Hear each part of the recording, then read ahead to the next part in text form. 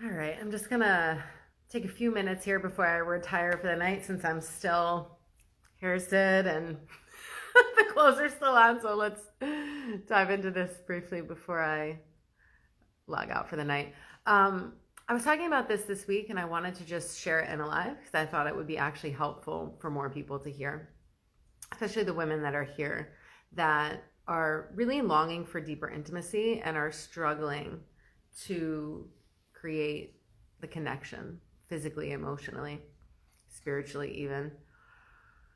Something that I've really seen as, like I said, probably one of the biggest struggles that I see for women, especially like strong, independent, high achieving women, is that they have a tendency to kind of live in the intellectual realm, right? Like from the neck up. And I talk about this a lot because a big piece of my own healing journey, and for so many of the women that I've worked with, has been dropping out of the head and into the body, right? And I'll explain the reason for that here. When I say deep intimacy, there's all different kinds of intimacy, right? There's, like I said, emotional intimacy. There is physical intimacy, like sex and the physical touching and things like that, and other various kinds of sharing. But for me, like deep intimacy is really going beyond the sort of superficial layers of what we can share with somebody and allowing a relationship or a connection to essentially like kind of penetrate your energy body, your being, and help you raise your consciousness. And so that's why I say deep intimacy, because it isn't just like a formula, do this, do that, do this. It's like a linear thing, or a lot of times we read about these types of things in like mainstream relationship books. What I'm doing is definitely not that. What I'm doing is much more spiritual, and what we're doing is really linking spiritual energy or your spiritual growth with your sensuality, with sexuality, sacred sexuality. And so deep intimacy isn't just the physical part, but that is a piece of it. And the work that I do with women around union, especially, and devotion, is merging the two. It's merging the sacred and the sexual. And so just to kind of give you guys some context. And so a lot of the women that I work with are very, sorry, I'm in my bathroom because I'm about to be ready for bed tonight. A lot of the women that I work with are very busy, high achieving, strong women that kind of do it all. And so, and being the former version of myself, I completely relate to this kind of like alpha female energy. And there's nothing wrong with any of this, right? But it's like, how do you really want to feel? And what kind of connection do you really want to cultivate?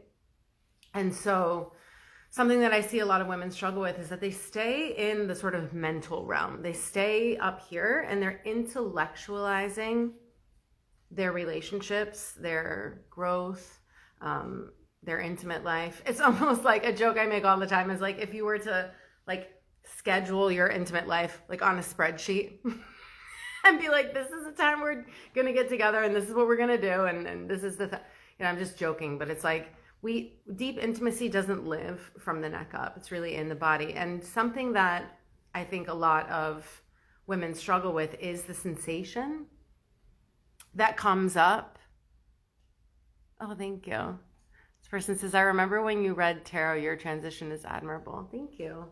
Yeah, one step at a time. We've all got to start somewhere. I still love the tarot. I still read tarot, but we evolve. So tarot was a great catalyst intuitively, right? To like start to open up the channels, the intuitive channels and the creative channels. And then from there, it really, it's a journey. So anyway, here we are. What was I saying? That a lot of women are struggling in their mind, and they're intellectualizing the process. And so when it comes to deep intimacy lives in the body. And so especially as women, we have, and everyone has emotions, but like women are cyclical. So we shift and change during the month. Our moods change, our energy fluctuates. So operating in a way that's very linear and that's very, the same all the time, and also very, again, logical or practical, it's not the full picture. And so a lot of women have a hard time because they don't feel comfortable or connected to their bodies. They don't trust their body. They don't trust the stillness, the slowing down, their own sensuality, their own rhythms. Sorry, just adjusting this so it doesn't fall over. And so a lot of times when we're really disconnected from our bodies, we are running away or trying to avoid the sensations that arise. It's not so much that you're running from the emotion or avoiding the emotion.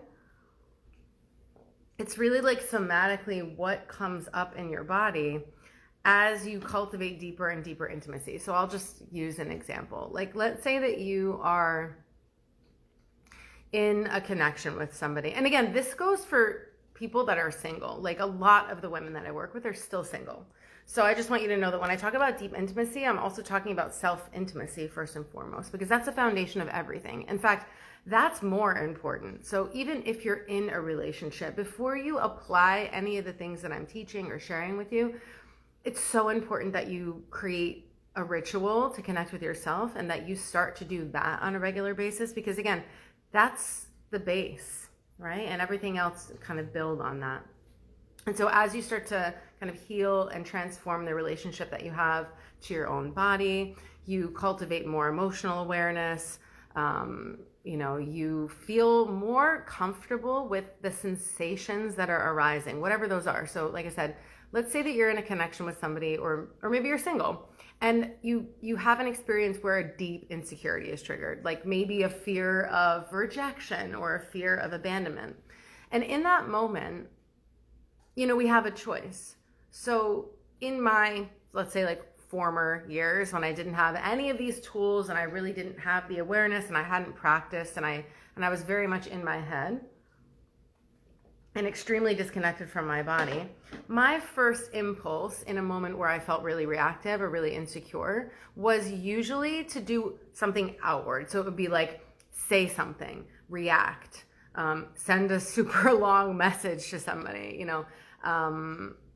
emotionally, I use this term just for the sake of convenience. It's like emotionally dump on the other person. Like, this is how I feel and this is why, and blah, blah, blah, blah. But without processing, without taking that time for me to actually take a breath and be okay with that trigger, whatever's happening, and know that I have the capacity to actually process it first, or maybe just let the sensation move through me before reacting, And so a lot of what I'm teaching, especially when it comes to intimacy, is how to become more responsive, but also, like I said, more comfortable in your body, in the sensations. Because emotions, again, I study Tibetan Buddhism, and a lot of what we study in that lineage is that stories are what create suffering, right? So yeah, you might feel pain in your body, for example. And I won't get too deep into that because that's like a different conversation. But let's just say that the story is what creates the most suffering. So even if you experience some pain, what ends up happening is that the more that you grab onto a narrative or a story, and then you start to amplify it and you start to really believe the story is true and you tell it over and over, and then you notice that your suffering is prolonged. And so a big part of what I'm teaching, right, and what I'm sharing here, the purpose of this video, is that when you are more comfortable feeling just the raw energy moving through you, whatever it is, it could be sadness, it could be joy, it could be ecstasy, it could be, self-pity, it could be anger, it could be rage, it could be whatever the thing is. Just allowing yourself to feel it without immediately jumping into a reaction is a way that you start to actually really cultivate intimacy with somebody else, and with yourself, of course. Like I said, always you first, you to you, you with you. Come home to yourself first, right? We have a tendency to believe that somebody else is like completing us, that someone else is responsible for how we feel all the time, and that we have to always be talking it out with them, and we have to figure it out with our partner. And that's just not always the case. In fact, there's so much power in being able to really know yourself on these deeper levels. The quote says, like, you can only go so deep with another person as you've gone with yourself. And that is true. And secondly, you can only hold space, you know, for somebody at the depth that you're able to hold space for yourself. Trust me when I tell you that the more deeply intimate you become with other people, whether it be platonic or romantic, I think, you know, it can be really activating in both those places. It can be really challenging in both those places. It's not always romantic intimacy.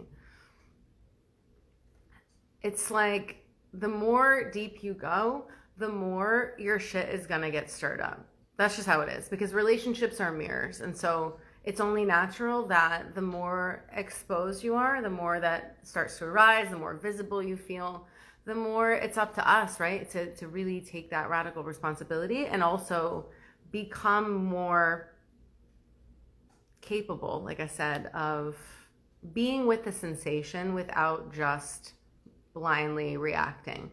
In a moment where you can really create deeper intimacy are in these moments of conflict or a challenge, especially when you're with a partner and something comes up, and instead of reacting, you know, like a knee-jerk reaction and eroding the trust in that moment and eroding the intimacy, you can actually use these types of practices. It doesn't need to be this long drawn out thing. Sometimes it's simply a moment where you catch yourself right before you're going to react and you take a deep breath, or you walk away for a minute, or, you know, you have some tools. Sometimes it doesn't even require the walking away. Sometimes, or I should say, the more that you practice, the less reactive you are, to be honest. So the less you're going to notice that this stuff is chronic, like on the same loops, and you're having the same insecurities, the same fears come up all the time, the same stories with your partner or whomever it is that you're building connection with. And so, like I said, a way that I see a lot of women avoid deep intimacy is by being in their head.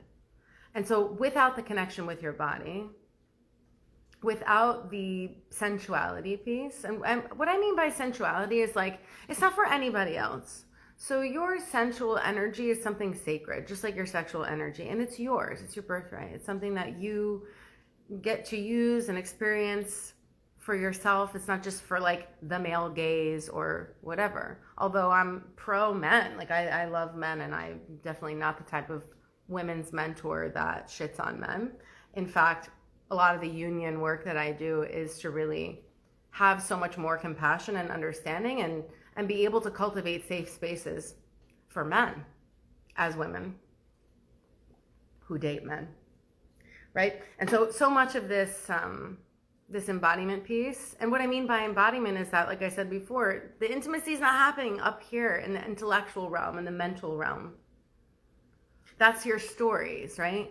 The mind is very powerful, but again, deep intimacy is really an embodiment practice. It's being able to drop out of your head, to feel more comfortable, more safe, more secure in your physical body, seeing the body as sacred, seeing the body as your temple, as your vessel. This completely changes your intimate connections, completely. And also like taking the responsibility to do this piece for yourself, right? And creating rituals where it feels really special. Slowing down, you know, like I said, a lot of the women that come to me are so busy and they're so terrified to slow down because it requires such a deep surrender. And we're very conditioned to get things done in a way that feels like we're in control, like in the most logical, practical way. And there is space for logic and practicality, right? Just like we have like feminine and masculine energy. We need both. But most of the people that come to me are very yang or action focused, right? And so the key to this embodiment practice is to slow down and is to drop out of the head. How do you do that? You can do it through meditation practices. I share, you know, sensual embodiment practices, which all that means for me and like what it looks like is a meditative space where you set aside maybe 5-10 minutes. Again, maybe there's some gentle touch. Maybe you're touching your heart space. Maybe you've got a hand on the belly, a hand on the heart. You're breathing, and you set aside that time to really be in your body and just notice what's coming up. Just notice. You know, another aspect of deep intimacy is about awareness. Again, the quality of your intimate connections is also totally interconnected with your own level of consciousness, right? again, you can only go so far with others as you've gone yourself. And the more that your embodiment practices are both sensual and connected spiritually, like it's a spiritual practice. Like for me, my practice looks different day to day. And again, I said before, I study Tibetan Buddhism, so I do have a more formal meditation practice. But I notice in the times where I'm not as sort of sensually tuned in, or I'm disconnecting, right? And because even meditation can really take you in your head and disconnect from the body. And so I noticed that as a good starting point for most women, these sensuality practices are actually great because one, they're not rigid. Do you know what I mean? They're more fluid. They're much more flexible. It doesn't have to take a long time. Like I said, don't underestimate the power of 5 minutes a day. Or of your little rituals, because over time these things add up. And the intention that you're doing them with is also really important. And so this is like the top reason why I see so many women struggle with deep intimacy, is that they don't have that connection yet to their body in a quiet, gentle way. You know, I also have a lot of masculine energy, right? Like I'm very, I can go there really easily. And I would say that that's like my more dominant energy. And so it took me time to practice softening, because we need both, right? But again, when we're in that kind of distorted, controlling, or avoidant, completely avoidant, a lot of women struggle with deep intimacy because they simply don't let anyone in. Again, why?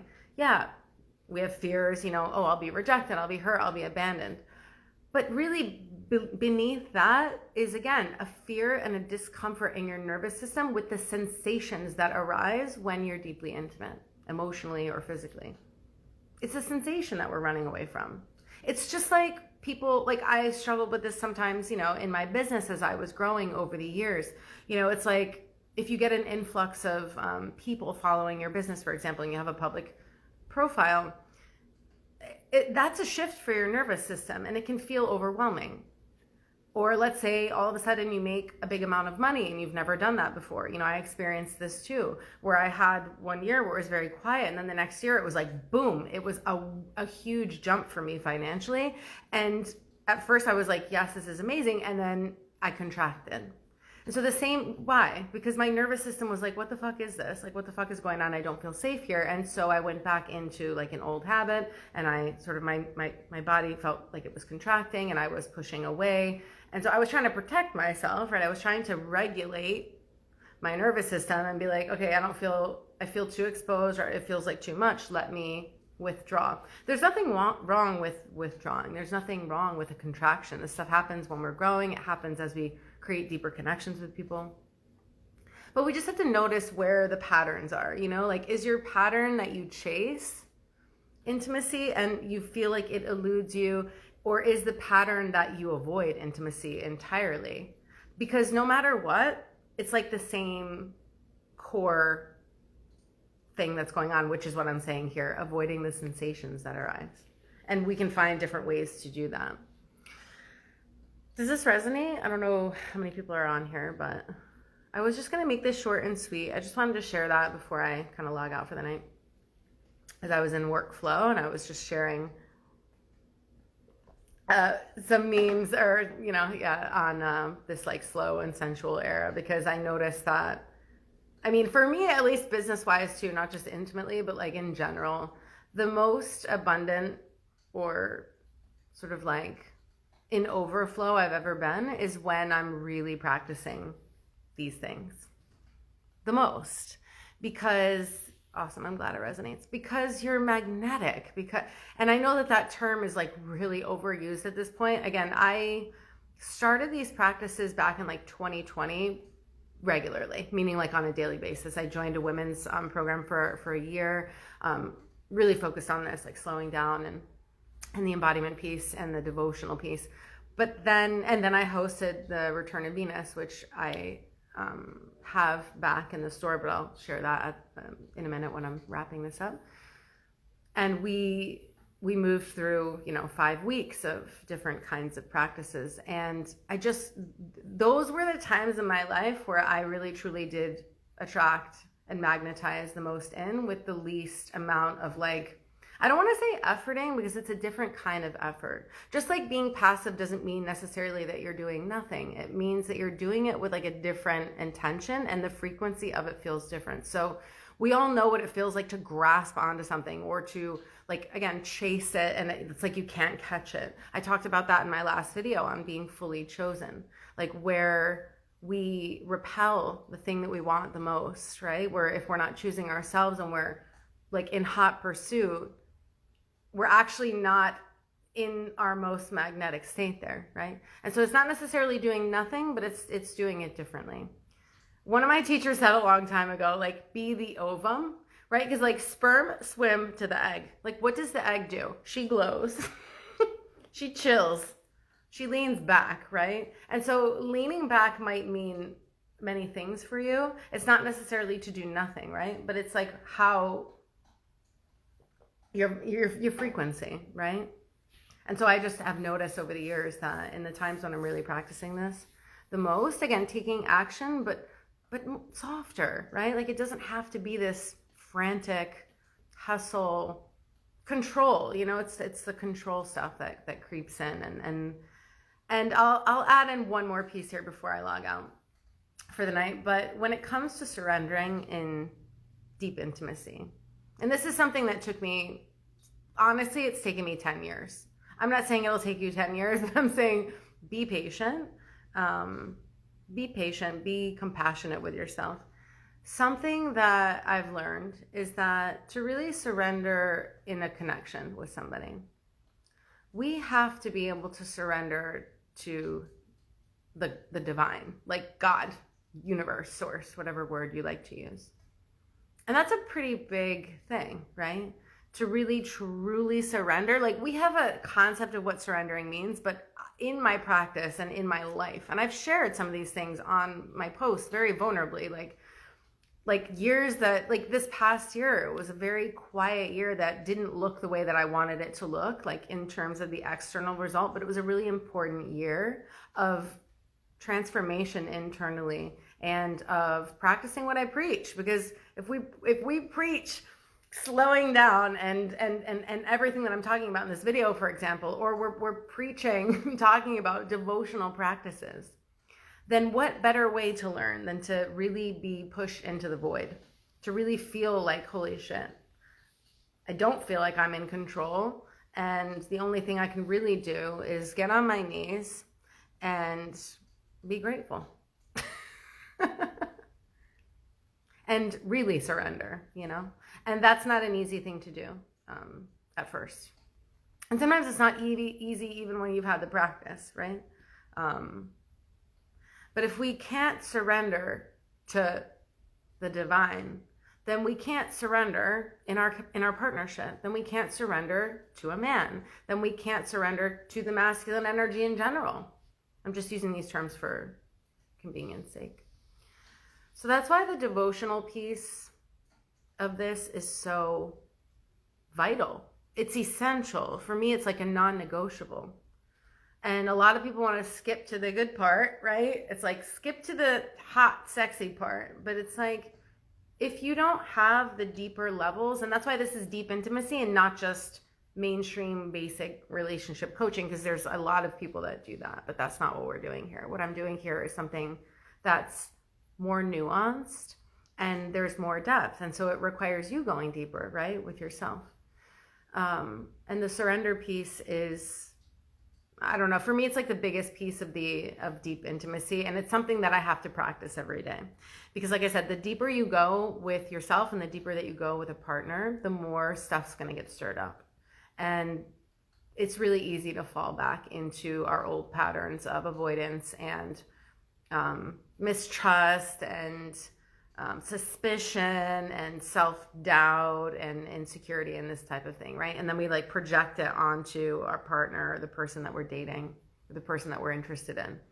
And it's not their fault, you know what I mean? Like, again, these are the times where the more we practice, the more we bring that secure feeling within ourselves into a connection. And that is where really deep intimacy blossoms.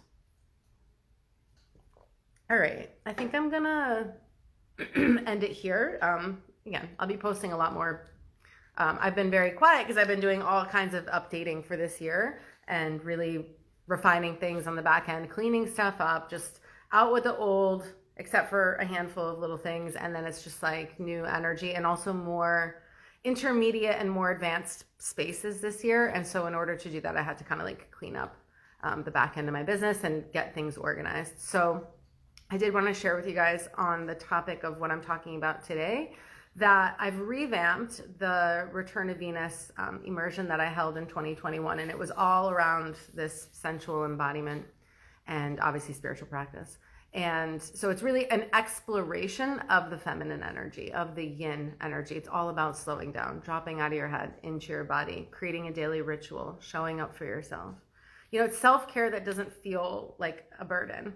And that's my whole point. It's like the more you do it, the more that you get excited to do it, as opposed to feeling like, oh, this is just another fucking thing I have to check off my list of to-dos. For me, like this stuff is so important that I can't imagine not doing my practices and my rituals anymore. They're just like, that's what sustains me, you know? Yeah, you're so welcome. Thanks for coming on. So the Return to Venus is in my store. It's $222. It's self-paced, so it's 5 weeks the way that I designed it. But if you needed to take a little more time, that's fine. I explain all the details on the checkout page. I don't have a formal landing page yet. I'll probably create one, but in the meantime, all the details are on the checkout page with some testimonials. And that is a great first start. It's a great first start. It's very digestible. You know, 5 weeks is...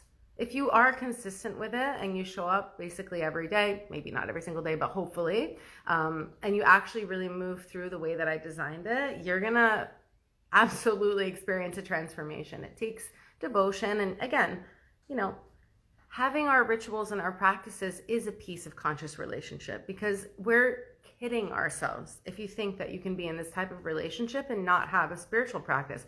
That doesn't resonate for me. Maybe other people say differently. For me, if I didn't have a spiritual practice, I wouldn't be able to sustain or grow this type of partnership. It's literally, I don't know how people do that. That doesn't even make sense to me. So your practice is yours because that's how you're transforming your own consciousness. A conscious relationship is only the quality of your consciousness. It's what you're bringing into it. It's not this like external thing that drops on your lap that forms itself and transforms itself without your active involvement and your love and devotion through thick and thin, right? Not just in the good parts, but also in the alchemy of what arises in a conscious relationship, which is really, it burns sometimes, you know, like diamonds are born through the flames, through the fire, right? So there's the good, soft, juicy, awesome, yummy parts. And then there's like the stuff that fucking burns. You're just like, wow, this is really hard. So you need a practice that builds your own awareness and that transforms and raises your consciousness so that hopefully, you know, you're bringing that quality and that depth into the connection with the other person. And that is where I'm at in terms of supporting you. So Return to Venus is available again. I'm really excited. Actually, diving back into the content, I was like, this is a vibe. I was actually happy to go back through it and finesse it a little bit. I just tweaked a few things. So that's at the link in my bio. And what else? That will be the first step, basically. So if we've never worked together and these containers for deep intimacy and this women's work interests you, it's really important that you are ready. You know what I mean? So I don't, you know, create a space where people aren't able to really enjoy it and explore it and go where I want to take you. Sometimes we need to be prepared. So that's going to be a really good first step in sort of a client journey. So if you want to come in and work with me as a mentor, that will be a really good first step. And for those of you that did that program or have done other programs with me like Rose Temple for the year, then I've got more advanced stuff coming. In fact, I'm preparing another immersion as we speak, but I wanted to get Return to Venus up and running so that you have that as an option. Also, just in case you're like, oh, I'm really interested in this upcoming Magdalene immersion that I'll have it ready probably by next week. If that's interesting to you, but I'm going to have an application and for whatever reason, it's not the right fit right now, Return to Venus would be a great place to start, I would say, for most people. So yeah, that's it. Anybody have any questions before I log out? Otherwise, I'm loving you guys very much. And thank you for being here. And if you're watching the replay, thanks for watching. Yeah, link in my bio for the program for Return to Venus. And if you have any other questions, you can always DM me. I love to get your DMs and hear your updates and stuff. So, all right, I'm going to log out. Love you guys. Have a fabulous night.